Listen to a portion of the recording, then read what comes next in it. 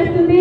ఈ రైతులందరికీ కూడా ఏదైతే అసలు 1200 సరిపోదని చాలా మంది రైతులు చెప్తున్నారు. కనీసం 2000 2500 మద్దతు ధర ఉండాలి, లేకపోతే ఉల్లి పండించిన రైతులకి అసలు గిట్టుబాటు కానే కాదు అని చెప్తున్నారు. కాంగ్రెస్ పార్టీ ఇవన్నీ సమస్యలన్నీ విన్న తర్వాత చంద్రబాబు గారిని కూటమి ప్రభుత్వాన్ని డిమాండ్ చేస్తుంది. అసలు మద్దతు ధరను కూడా పెంచాల్సిన అవసరం ఉంది.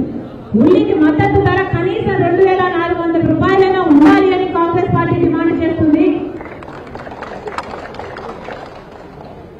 ఇప్పుడు 1200 ఏదైతే చంద్రబాబు గారు అంటున్నారో ఆ 1200 వచ్చేటట్టు వెంటనే చర్యలు తీసుకోవాలని, ఇంతవరకు ఒక్క రైతుకు కూడా 1200 ఆయన చేతిలో ఉండలేదని వెంటనే చంద్రబాబు గారు స్పందించి 1200 ఆ రైతుల అకౌంట్ లో వచ్చేటట్టు చేయాలని కాంగ్రెస్ పార్టీ డిమాండ్ చేస్తుంది.